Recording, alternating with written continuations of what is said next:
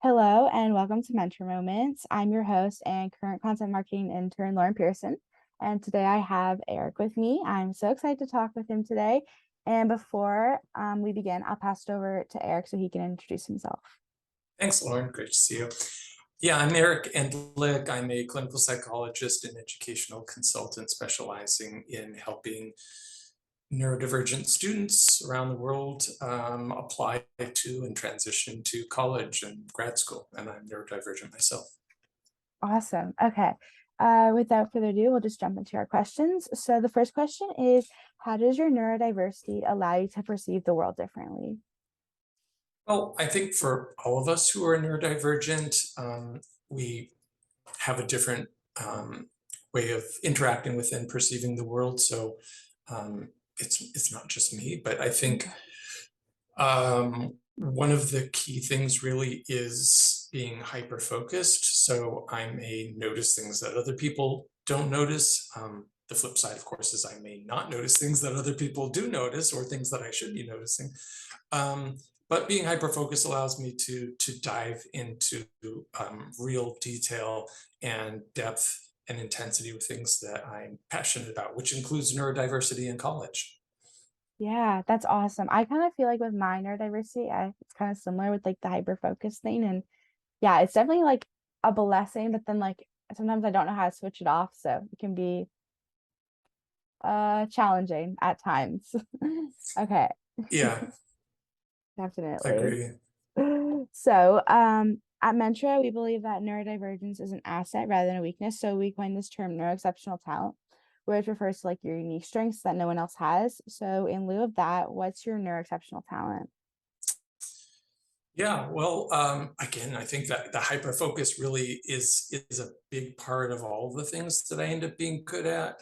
I think, I got interested in helping autistic and neurodivergent students. Even before I became an educational consultant, I was really interested in autism. I'm an autism parent as well as an autistic adult. And so I think that hyper focus allowed me to really dive deep and learn a lot about the things that I'm interested in, and then other interests. I'm interested in words, I'm interested in films, music, lots of different things. It allows me to have really in-depth, interesting conversations with people, I think, and to be good at what I do. But like I said, there's a flip side to being hyper-focused. I mean, literally so focused on what I'm doing sometimes that I bump into things.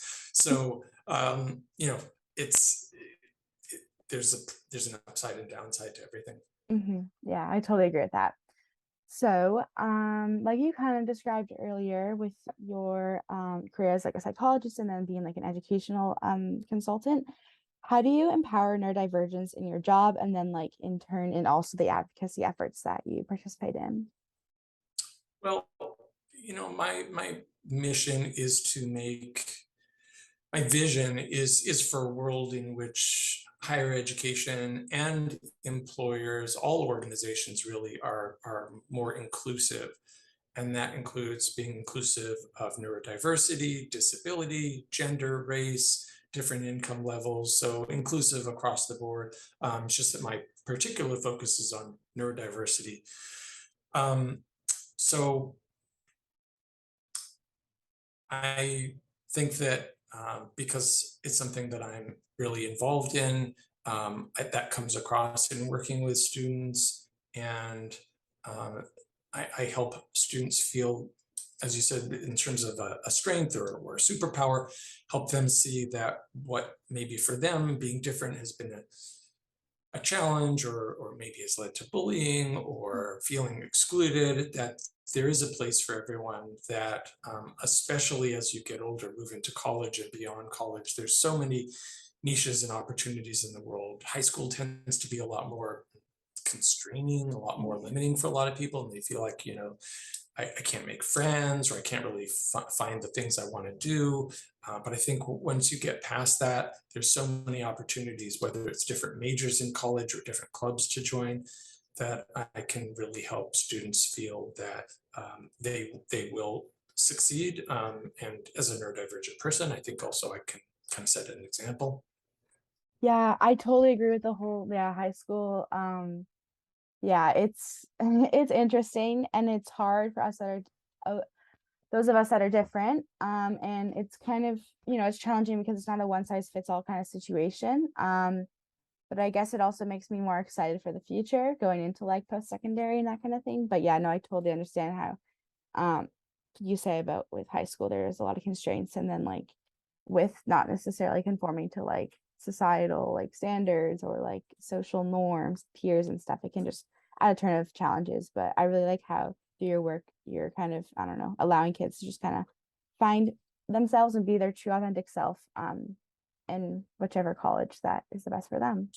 Yeah, and I try to be patient and non-judgmental. So I don't.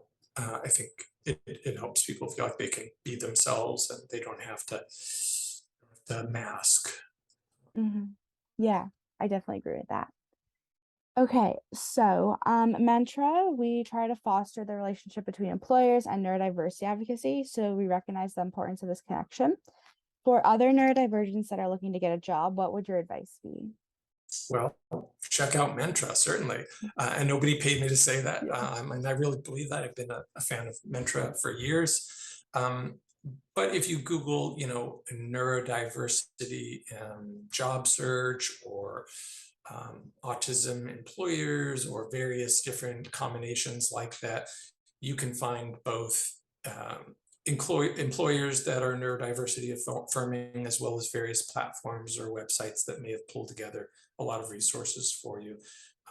And of course, there's organizations like ASEN that have also created good resources. So network, connect with other people in the industry that you want to go into, as well as other neurodivergent professionals, and find out, what resources did they use.